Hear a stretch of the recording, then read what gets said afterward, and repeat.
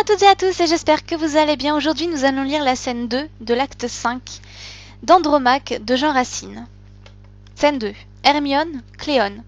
Hermione. Ah, qu'ai-je fait, Cléone, et que viens-tu me dire? Que fait Pyrrhus? Cléone. Il est au comble de ses vœux, le plus fier des mortels et le plus amoureux. Je l'ai vu vers le temple où son hymen s'apprête, mener en conquérant sa nouvelle conquête. Et d'un œil où brillaient sa joie et son espoir, s'enivrer en marchant du plaisir de la voir. Andromaque, au travers de 1000 cris de joie, porte jusqu'aux autels le souvenir de Troie. Incapable toujours d'aimer et de haïr, sans joie et sans murmure, elle semble obéir. Hermione. Et l'ingrat! Jusqu'où il a poussé l'outrage? Mais as-tu bien, Cléone, observé son visage? Goûte-t-il des plaisirs tranquilles et parfaits? N'a-t-il point détourné ses yeux vers le palais? Dis-moi, ne t'es-tu point présenté à sa vue?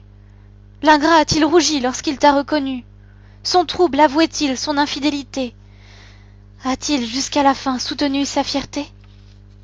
Cléone. Madame, il ne voit rien. Son salut et sa gloire semblent être avec vous sortis de sa mémoire.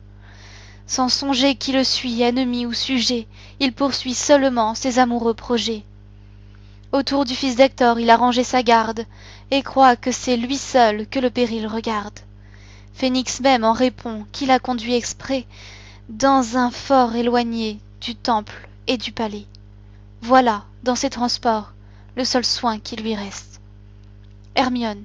Le perfide, il mourra, mais que t'as dit Oreste? Cléone. Oreste avec ses Grecs dans le temple est entré. Hermione. Eh bien, à me venger n'est-il pas préparé? Cléone. Je ne sais. Hermione. Tu ne sais, quoi donc? Oreste encore, Oreste me trahit. Cléone. Oreste vous adore. Mais de 1000 remords son esprit combattu croit tantôt son amour et tantôt sa vertu. Il respecte en Pyrrhus l'honneur du diadème. Il respecte en Pyrrhus Achille et Pyrrhus même. Il craint la Grèce, il craint l'univers en courroux. Mais il se craint, dit-il, soi-même plus que tous. Il voudrait en vainqueur vous apporter sa tête. Le seul nom d'assassin l'épouvante et l'arrête. Enfin il est rentré, sans savoir dans son cœur s'il en devait sortir coupable ou spectateur. Hermione. Non, non, il les verra triompher sans obstacle. Il se gardera bien de troubler ce spectacle. Je sais de quel remords son courage est atteint. Le lâche craint la mort et c'est tout ce qu'il craint. Quoi? Sans qu'elle employât une seule prière, ma mère en sa faveur arma la Grèce entière.